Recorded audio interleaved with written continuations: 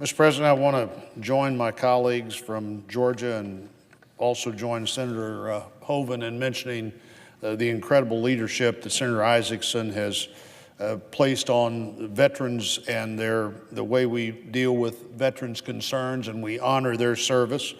Senator from North Dakota just mentioned that Monday, of course, Memorial Day, and on Memorial Day in 1983, President Reagan said, quote, "I don't have to tell you how fragile this precious gift of freedom is. Every time we hear, watch, or read the news, we are reminded that liberty is a rare commodity in this world." President Reagan's words from 35 years ago are every bit as significant today as they were then.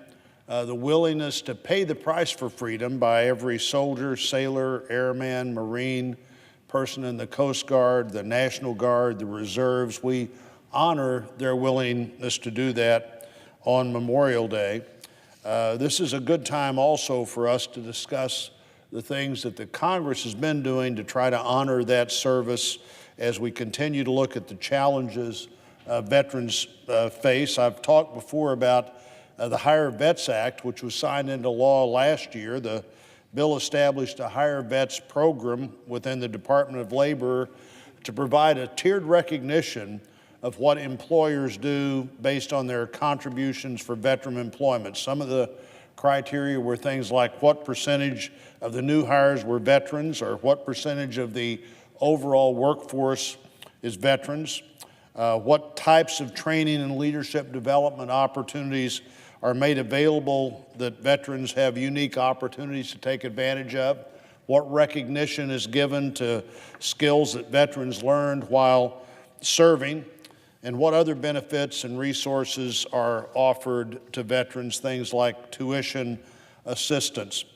Creating that national standard will help vets narrow down their employment options and focus on their job search efforts.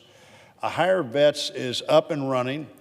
This year, over 300 employers have signed up to participate in the pilot program, and we'll see how that pilot works. I hope it works as well as those of us who sponsored and voted for the legislation thought it would, as a way to begin to give that recognition to employers that they deserve when they go beyond the statement of course, we like to hire vets. Hire Vets shows just exactly how much you like to hire vets and what difference it makes when you hire those vets. The second program that's getting started this year is the Military Family Stability Act. It was signed into law last November. We have the most powerful military in the world, the most well-trained military in the world, the military in the world that we've invested money and training and energy in like none other. But the real strength of the military, according to military leader after military leader, is military families. And in the Military Family Stability Act, we've created a new opportunity for families for education reasons or work reasons to leave earlier than the spouse that's serving is being assigned, or to stay a little later. If school is going to start before you otherwise were going to get there, or school is going to be out a couple of weeks or a couple of months after the serving spouse had to leave, we're giving families that option for the first time, as where the family residential support money stays.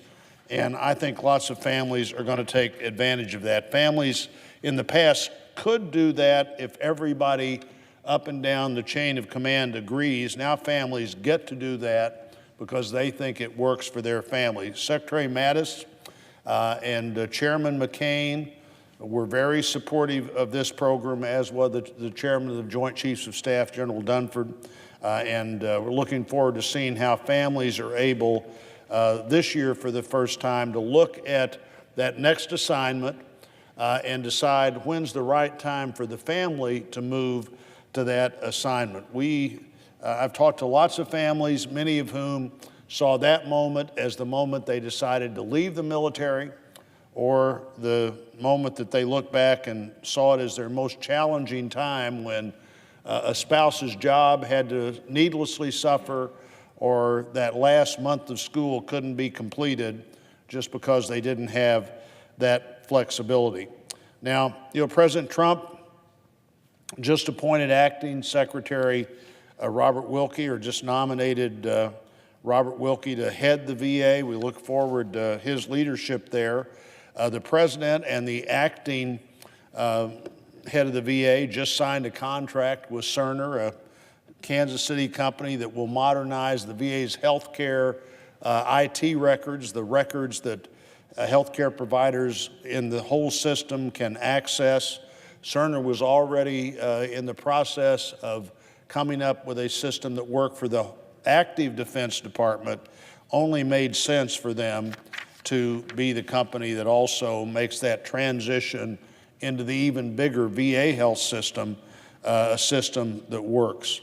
Almost 2 million veterans have used the Veterans Choice Program.